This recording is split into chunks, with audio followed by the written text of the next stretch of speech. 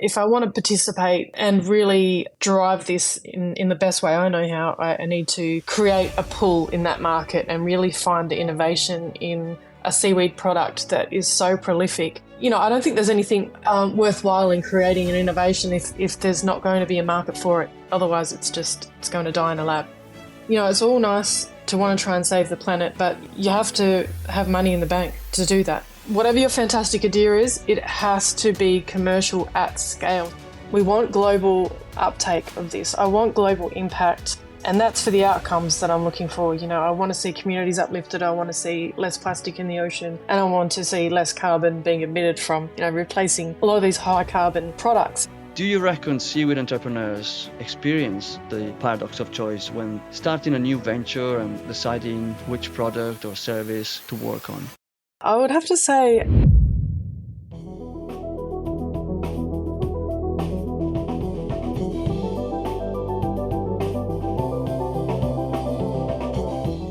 Welcome to Inside Seaweed, the podcast looking deep into the seaweed industry through the stories of pioneers, entrepreneurs, and innovators shaping up its future. My guest today is Fionnuala Quin, founder and CEO of Kelpy, a company that aims to replace plastic with a regenerative and circular biomaterial that could use soil as a carbon sink. Before we dive into this conversation, I wanted to let you know about the new Inside Seaweed newsletter. Would you like to get a super short email from me every month with 3 actionable insights for your seaweed business? I will search the seaweed industry for the most important lessons, the most useful conclusions and relevant actions, condensed into a half page that I will share with you each month. It's easy to sign up and just as easy to cancel. If you'd like to give it a try, head over to insideseaweed.com. Fionnuala, thank you so much for making the time. I know you're traveling, so it's great to have you here. No, thank you, Fed. It's wonderful to be on your podcast. Looking forward to chatting.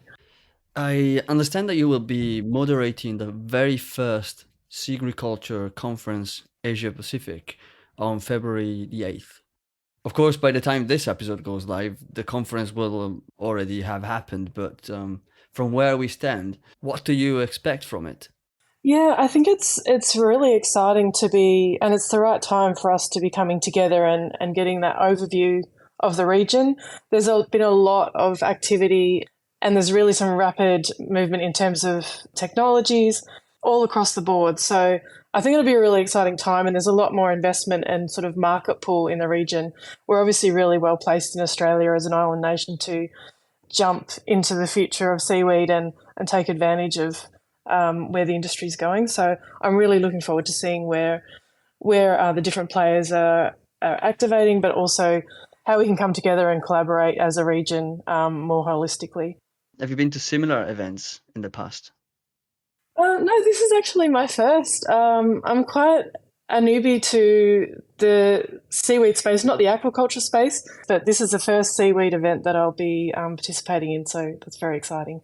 From previous events in different industries, what do you normally get out of it when you attend? I'm just thinking for people that are potentially getting started in the seaweed industry now, what reasons they might have to sort of attend these sort of events? Oh, I think, look, when I look at it, I actually attend a lot of climate tech events, and the last couple of years have obviously been quite Zoom, virtual attendance. Yeah. But even still, I think you get out what you put in. Like with a lot of things, for me, I like to go in and really look at different players. If someone is looking like of something of interest that I really want to explore more, I think don't be shy and just make as many connections as you can, ask as many questions and engage as much as you can, because it's incredible what you find out and people are always willing to share. So, yeah, it's always a fascinating space and collaboration is key. It sounds like a bit of a mix between learning and building a bit of a network. Yeah, absolutely. And I think just follow. The biggest learning for me in the past has been following through on those connections and, creating deeper connections, and just really that's what's going to build this industry the more we learn from each other and share and engage, the faster we'll get to these solutions that we're all looking for. Absolutely. Okay, thanks for that. There is a book from a psychologist, Barry Schwartz, titled The Paradox of Choice. I wouldn't expect you to know anything about it, though if you have read it, that'll be interesting. So please feel free to say. But in the book, he essentially argues that the more options we have, the harder it becomes to make a good decision. Do you reckon seaweed entrepreneurs and entrepreneurs in general experience at times the paradox of choice when starting a new venture and deciding which product or service to work on?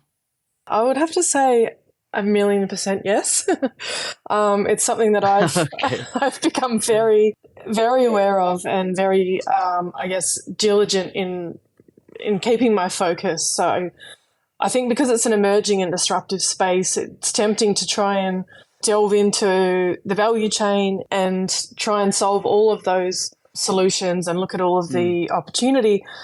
But you can look at everything and try everything, but you may achieve nothing. So what I've learned is really to drill down on your solution, and you absolutely have to integrate that with everyone else. But there's been an interesting time where we're all connecting. It's a fantastic space in seaweed. Everyone is so open, and there's a lot of, I can't even count how many hundreds of Zooms and phone calls I've had with other seaweed founders and experts.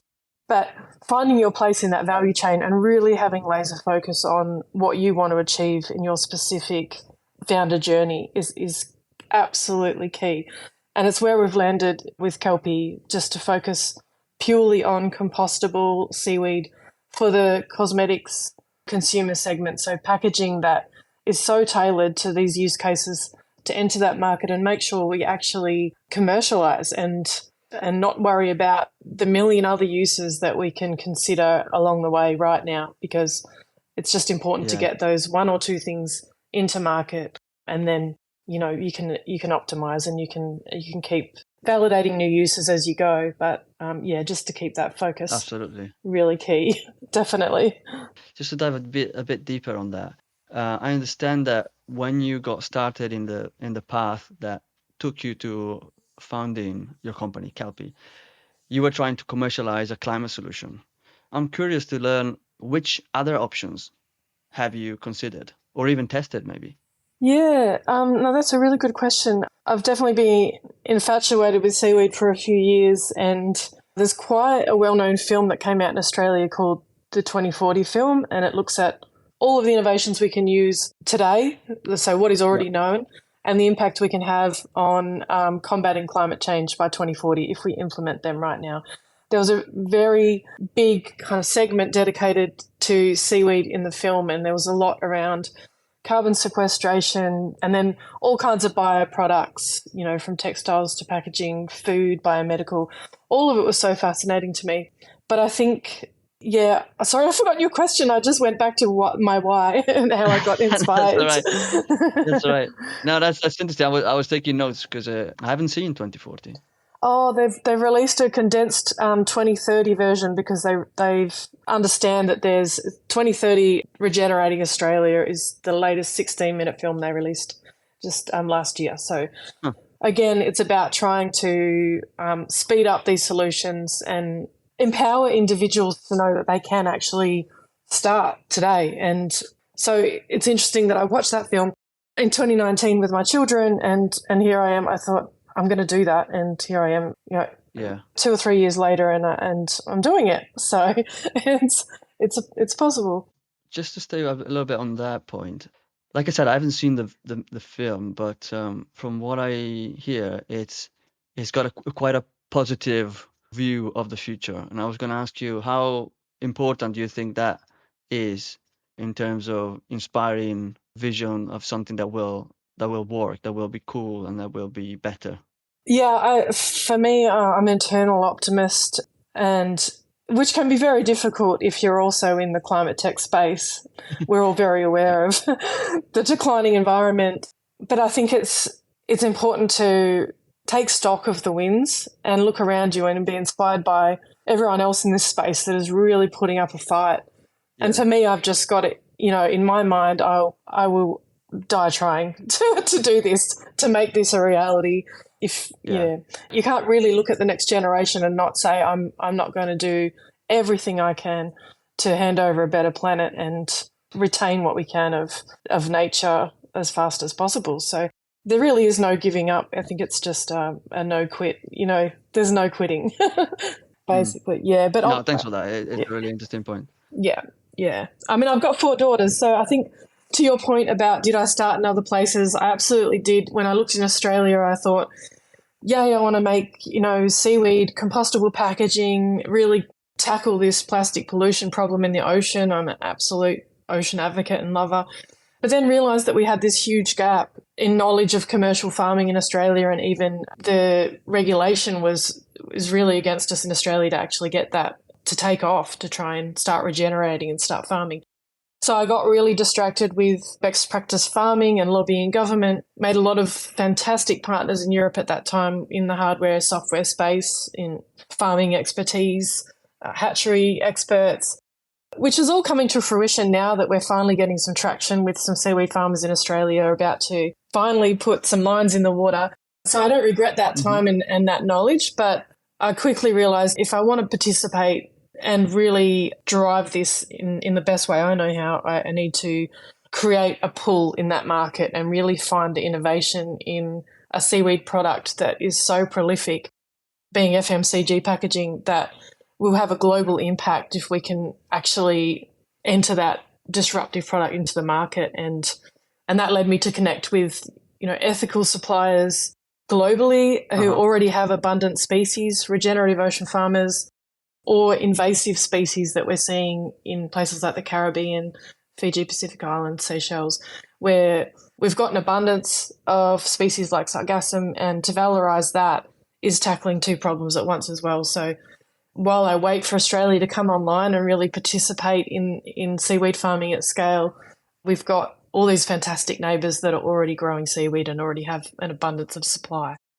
That led me to just focus on the product, I suppose, and get my laser focus on this one solution. Fantastic. We'll come back to the supply chain because it's something that I think a lot of the listeners will find very interesting. But just for a second, let's dive a bit deeper on how you got to that choice. And what I was going to ask you is, when you decided, okay, this is what I'm going to do. Did you know anything at that point about making bioplastic with seaweed? No, I definitely don't have a material science background or anything like that. I knew it was possible, because a lot of people were exploring it at that time when I made the choice to go, okay, it's possible. No one's cracked it, but if you're just completely tenacious about it and one-eyed, you're going to get there. So I think, that dedication to that one outcome is really key. But for me, it was a really easy one. So I actually grew up in a fishing village. It was a crayfishing village in Western Australia, so a very small town.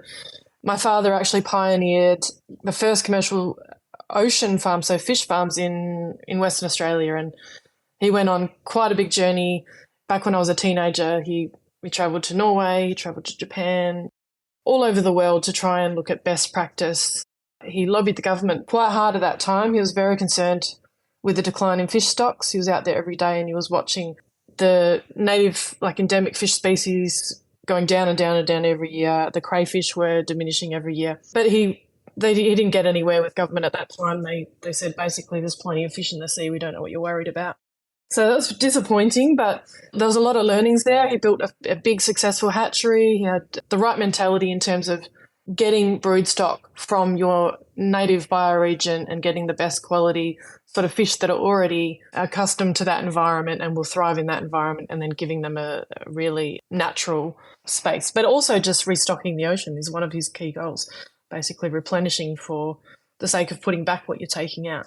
So when it came to seaweed, I moved to the town where I am now on the other coast of Australia, and there's a lot of really incredible seaweed scientists on that coast that are hugely inspiring, particularly females. So that was inspiring in itself, landing there, and then just looking around and seeing I think we had 3 100-year storms in 1 year last year. So we had incredible influx of plastics on our beaches. And I also have 4 daughters. So I have a bathroom that has shampoos and, body care products. There's just too much FMCG packaging in our home. So that was kind of all came together in my mind, and I said, I can solve this. This is my one thing that I can contribute to and create something that really is marine degradable and won't stick around in our oceans. Okay. How did you get from that idea to having the first prototype in your hands? I think I'm completely stubborn.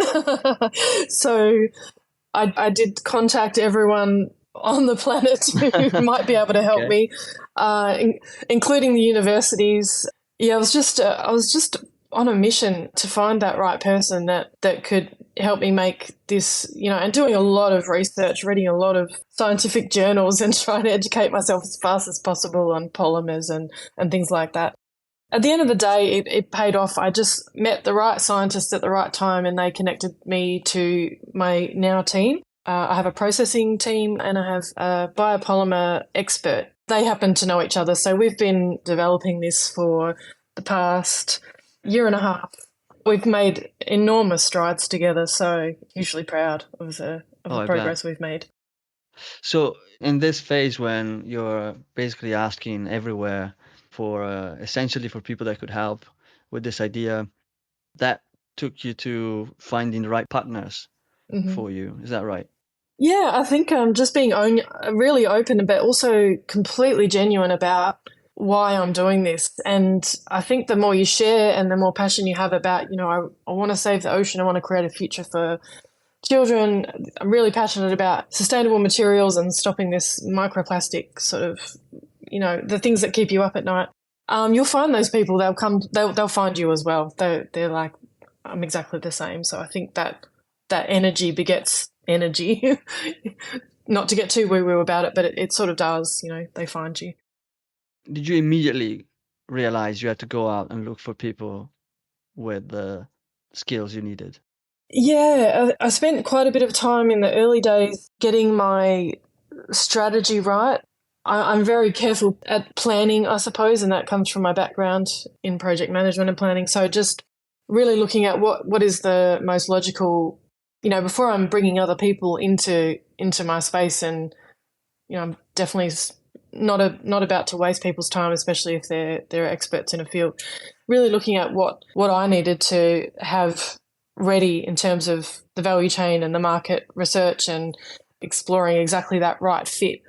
Because what I've learned about, especially people in technical, that science, biomaterial space, and they're really in the lab every day, are very focused on the detail, is the more detail and prescription you can give, literally that's their happy place. So for me, I do all the work around that, like where am I sourcing from? And that's key for me.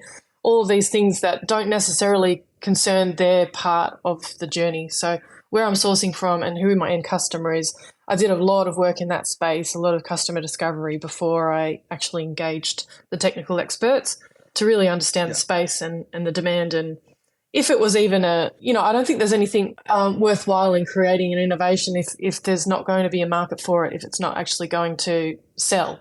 Otherwise, it's going to die in a lab. So absolutely. So finding that direct. How did you go about finding that? How did you go about validating that idea? I was lucky enough to get into the Climate Kick Accelerator pretty early on, and that was really around.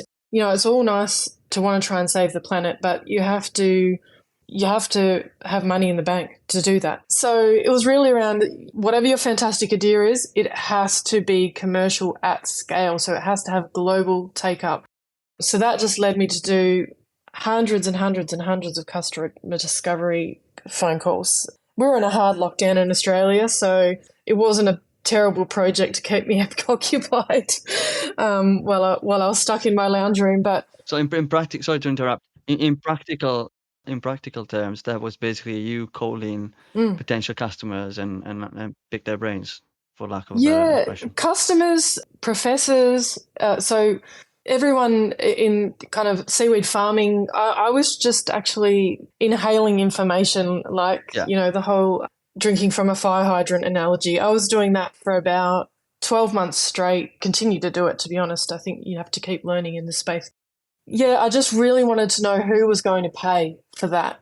If we created a world first in seaweed bioplastic packaging, what performance criteria are the absolute minimum standard that those customers are going to want? How will it actually fit into standard manufacturing value chains? And also, what's the willingness to pay? So what kind of green premium will people accept, and what market segment does that fit into? So I have so many learnings from that. I actually began looking at the horticulture and agricultural space. I was very concerned about soil health in Australia, where we have hugely scary food security issues coming up, and a lot of chemical fertilizers, microplastics just ruining our soil. So for me, I was thinking of how can I apply biofilms to that market where it'll actually benefit the soil once it breaks down.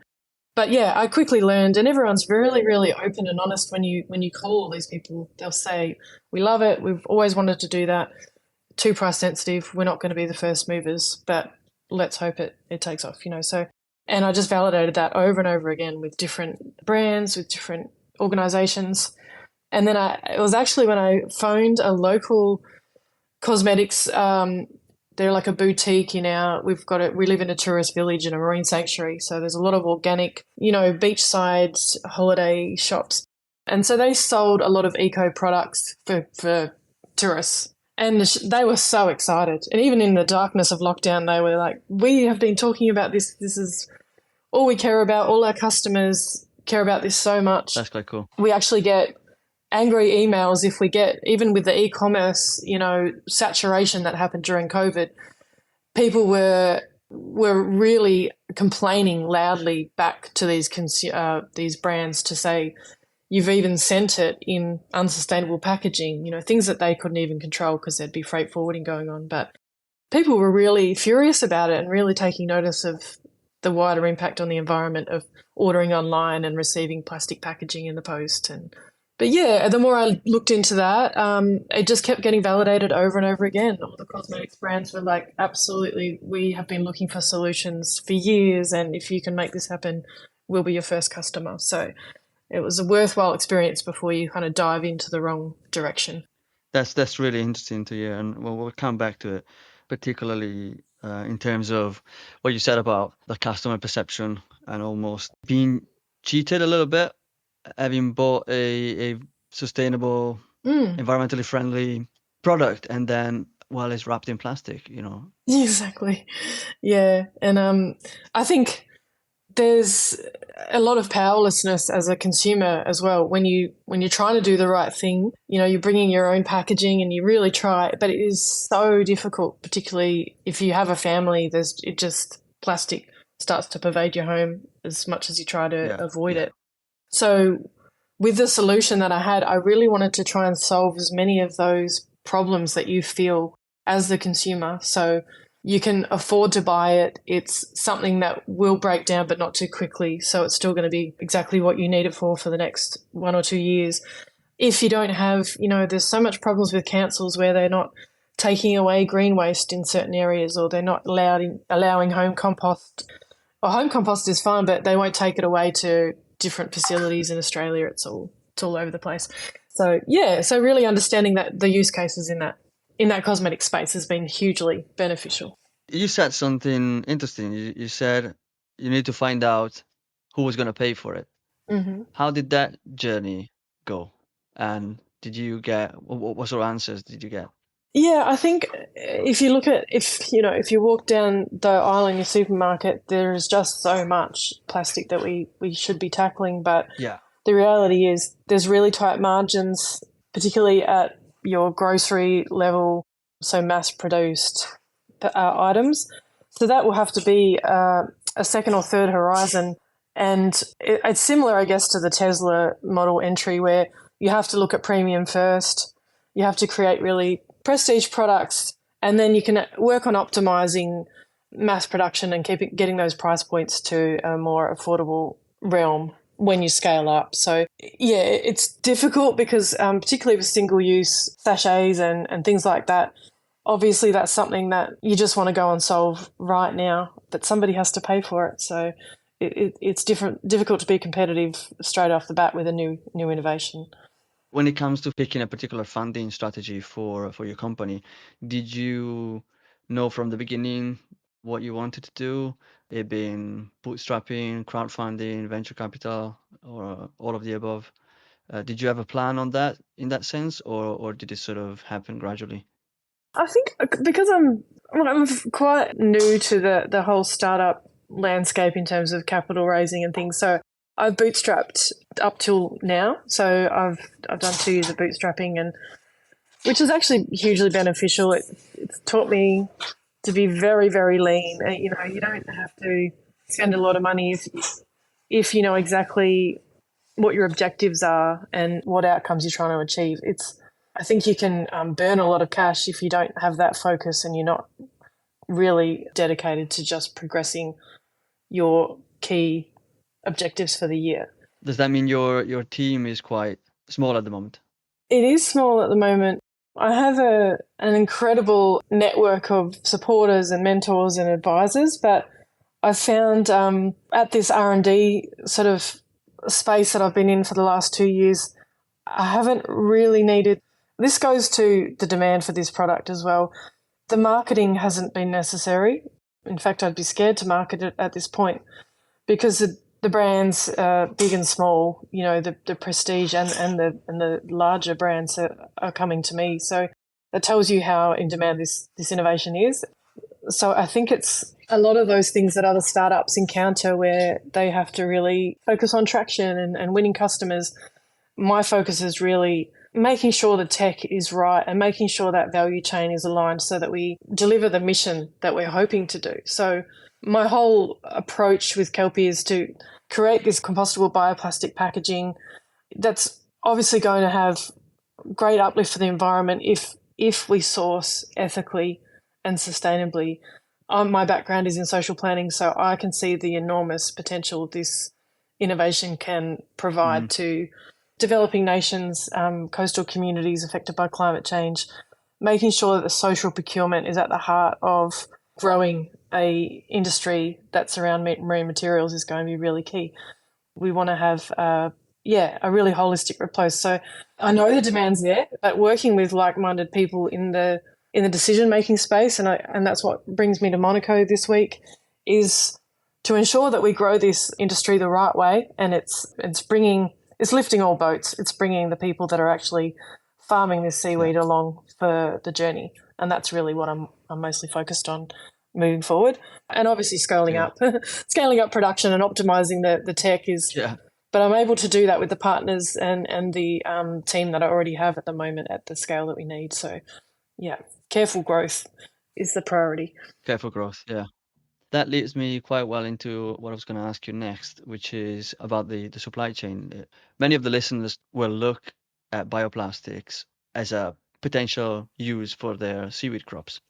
Mm-hmm. So I wanted to talk a little bit about the supply chain for Kelpy. Can you give a quick overview of how we get from seaweed biomass to your bioplastic pellets? Yeah, sure. So I think that's a really important point, and it's something that I focused on very, very deeply in the first year and a half of my journey with Kelpy. You don't want to accidentally cause harm, you know, with something that you're bringing online. And I think that comes back to sourcing responsibly. And I've been very, very diligent about making these partnerships with our supply partners. So with Kelpy, we're looking at farmed seaweed that's, and I'm excited to see that there's a lot of work being done in that space to set standards in terms of what does sustainably farmed seaweed look like, and basically farming endemic species in the bioregion and biodiversity is accounted for, and good farming practices. But also we're looking at invasive species cleanup as a supply stream. And what I'm kind of really excited about is waste byproduct seaweed as a biomass supplier. So when I talk about that, I'm looking at people who are already making great strides in the biorefinery space. They will be extracting 1, 2, 3, 4 different ingredients from the biomass for food, cosmetics, or even biomedical. we've been validating the waste stream from that process, and we've had great results in terms of we can still use that waste stream for our biopackaging. And what that means is you're actually not using the biomass for its cheapest use, which is obviously the bioplastics or fertilizers, but you're able to optimize that yield by getting those higher value uses out of the biomass first, and then that can help really offset biopackaging and keep the costs down as well. So it's a nice fractionated model to help us enter the market at a competitive price point. From a technical standpoint, you mentioned three possible ways to sort of get the seaweed biomass that you need. Essentially, seaweed farming, invasive species, and waste product. Mm-hmm. From a technical point of view, are all three of these possible at the moment? Yes. So I have supply partners in all three of those spaces. So yeah, it's interesting. I guess why I'm saying yes is one of our advantages, and the way that I've approached this and the way that my technical team has approached this is we want global uptake of this. I want global impact, and that's for the outcomes that I'm looking for. I want to see communities uplifted. I want to see less plastic in the ocean, and I want to see less carbon being emitted from, replacing a lot of these high carbon products in market. So when I looked at how to approach this globally, we've created basically a template with partners where we could replicate this processing, fractionated market model and bioplastic production all over the world. And the reason we can do that is we haven't limited ourselves to one species. So Kelpy has been validating species in different bioregions around the planet based on where there is an abundance currently. So I validated Australian abundant species really early on, but I don't believe in wild harvest for biopackaging. That doesn't make any sense with the kelp loss that exists in Australia. So that's been, that's got a pin in it until we start farming regeneratively in Australia and replenishing the ocean. But Australian kelp could be a possible source. It works extremely well, and one of our most abundant species, and we are getting closer to farming it, but it's the one that I walk around with every day. Yeah. Sure. And it would give you the sort of ingredients that you need for your products. Yeah, it's got fantastic properties. It's also got other really exciting potential properties for biomedical, so tumour, cancer treatment. There's plenty of high in fucoidan, thionidin. People are already using it for like condiments and food products, but it just has so much more potential. We just haven't invested enough in Australia in valorising it further and growing it. And it's not just red seaweed. No, I didn't begin with reds. I started with browns. Reds are also working. We'll validate as many as we can, as long as they're abundantly available. There's a lot of actual like green seaweeds used in aquaculture in Australia for bioremediation efforts as well. So that's something I'm interested in exploring. But yeah, no, we actually began with the browns, and we've also validated some reds too. So obviously at the moment you get your ingredients from your partners. Yeah, that's right. How do you see your supply chain evolving over the next few years? Well, it's interesting because when I get samples sent from current like existing suppliers that are farming and they have plenty of biomass, we sort of go back and forth and there's the question around, well, how much do you need? And I say, how much can you supply? So and then it ends up being, well, we can supply as much as you need. So it's all possible. I think it really just needed that market pull for products that are genuinely going to have that uptake at scale. Then one begets the other. So it's counterintuitive because I talk to people in the seaweed farming space and they're frustrated because it's difficult to raise capital when you're looking at farming tech.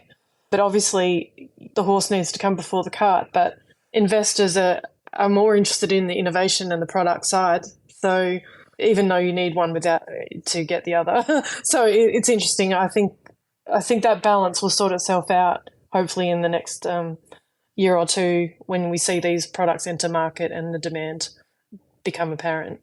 Yeah. What's exciting about what we're doing with the Kelpy product is we're working closely with suppliers and farmers on a really easy, I guess, pathway to supplying to us. So there's not a lot that needs to happen before we start doing our biotech formulation and processing. So essentially, what I love about it is it's quite a clean process. So, for instance, we've got suppliers in India, Indonesia. I'm talking to people in Dominican Republic, Fiji, Philippines, and it's really at the moment if you're not. Ideally, we want to come in with our partners and look at more fractionated uses. So, explore what can be extracted before we do what we do. But we're looking at recycled water washing. So ideally a few times of recycled water washing in fresh water. Sun drying, which thankfully in the regions that we're looking at have an abundance of sunshine. So, for example, in India, the government actually provides those greenhouses for drying vegetables and chilies and things. That works perfectly for seaweed, and it will take 4 to 5 days to really remove all that water. So you're looking at really low power options for getting it to the point that we want it. Ideally, then it would be ground, so pulverized into a powder. Sometimes that capability isn't there just yet because we're only, talking to customers at pilot scale, so they're not investing in CapEx to get big pulverizers and things. But so sometimes we're just receiving it as like dried flakes or dried sort of. I know when I began, I actually bought a piece of equipment from Bunnings, which is a hardware chain in Australia. And it was just something that you feed a branch through and macerates it into smaller pieces. So I did that with the kelps from home. So it's something like that. It works quite well. But ideally we get it down to quite a fine powder, and then our team goes through our formula and process to create our extruded pellets. And the pellets, we have pellets for rigid and for flexible applications. And what's exciting about them is we've designed them so that they can drop in to standard manufacturing plants. So if you have a big plastics plant in your region, you basically don't put the oil-based resin pellets in to do injection molding. You would use ours instead. And that's where we can get real market entry in terms of scale. Yeah, so that's really exciting, part of the innovation. So throughout all the steps that you just described, what are your biggest frustrations and pain points as an innovator where you feel like that more change and better solutions are needed? I think it's just very different. You're working in different legislative environments when you're looking at, which is always the case when you're looking at global manufacturing, but we have the added layer of working with an organic material. So customs can be really interesting if you're trying to do R&D between countries. Bringing in organic material, it's hugely problematic. So things like that, you lose months in logistics and trying to work with customs and get samples released. That's really frustrating. That's one of the key reasons why, just moving the biotech team to one country will help us. But I think in future, what we're looking at is us as a team going to the country that has the abundant supply and working with, a lab space. It'll just speed up the whole process, and that's something we're realising to keep validating and get that optimal formula for endemic species internationally. We have to be the one to go to the seaweed rather than trying to bring the seaweed to us. It doesn't make a lot of sense. Absolutely. But it's very exciting for reducing the carbon footprint of moving packaging materials around the world if you can actually create the biopackaging close to where you're farming seaweed, and you're already saving enormous amounts of transport related carbon, so that's a good outcome as well. A bit earlier I think you talked about the soil and using the soil as a carbon sink. It's not necessarily something that one would think about when discussing bioplastics. Can you explain that, and why is it important? Yeah, I think everyone's quite interested in the life cycle analysis, particularly, blue carbon investors are really interested in how seaweed products, how do they factor in? And the answer is not very straightforward. I choose to look at it as a replacement for high carbon products. But if we are, you're going to lose some of that carbon in the processing and things like that. But if we are making sure as much as possible that these bioplastic products are ending up in soil, then you are holding that carbon in the soil, and you're also remediating soil that will help grow more, higher yielding crops and healthier food products. But so home compostable is really key. Where there's been some countries, Australia is one, the UK has a bit of an issue as well, where you might have that, composted, even commercially composted biomaterials, but you're not allowed to sell it to growers because there's all this regulation around testing each batch, and it's just hugely expensive. So what they're doing is sending it to biogas facilities and converting it to clean energy, which I still think is a fantastic outcome. And I think that's an exciting end use for something that, that obviously is saving carbon in many different ways. So there's a lot of offsets or replacement carbon that's happening with a product like this. And I guess the beauty is of having all these options, I guess. You said earlier that your pellets will be fully organic and compostable. And I was just going to ask whether by compostable you mean both home compostable and also industrially compostable. For somebody that, for example, doesn't have a garden, would they be able to put it in the food waste bin? And does that work? Yeah, exactly. So it's both. It's actually also mechanically recyclable. So we've got home compostable, industrially compostable, and as long as if we get a closed loop customer, which I'm exploring as a path, as an initial path to market. And what I mean by that is if you have a captured stream, so if you look at hotels, airlines, events, or even sample packaging that you see in cosmetic stores. So a lot of cosmetic stores will go through hundreds and hundreds of sample pots and sachets. But if they're able to capture that and it's not out there, for the consumer to deal with in the initial entry, then that's hugely exciting because you can actually mechanically recycle it, but it has to be with its own kind, if you know what I mean. It will contaminate traditional plastics if it ends up in the wrong place. So if somebody inadvertently put them into the plastic recycling bin, that would be a problem? It would be, but it shouldn't be, because I know from, I really have nerded out on the value chain, and I know that they have sorting. Yeah. They have sorting mechanisms at these facilities, so they can spot an organic material in the mix. So it'd be really unlikely that it ends up in virgin plastic recycling, to be honest. But yeah, as you're bringing something online, it'd be best to avoid it in the first instance, while the education and the transition happens. Yeah. Yeah, but I guess at the same time, you wonder, if it's all going to be in the hands of the consumers, they'll probably get it wrong. I mean, yeah. If recycling has taught us something, is that, Oh, yeah, it's hugely confusing. And it's why I tried to get rid of that angst at the end of life as well. So if it ends up in landfill, that's fine. It'll break down like an apple core breaks down. So there's no huge wrong answer, except it will start to cause headaches for virgin plastic recycling depots. Yeah. Hopefully councils will come on board with, we're all going to have, we call them FOGO bins. Do you call them FOGO bins in the UK? Those home food. It doesn't. Yeah. It doesn't ring a bell. No. Well, it's basically just the home compost bin, and the council will take home compost away as well in some areas. So that would be the ideal. One other exciting point, which is something I'm really thrilled to pilot as soon as possible.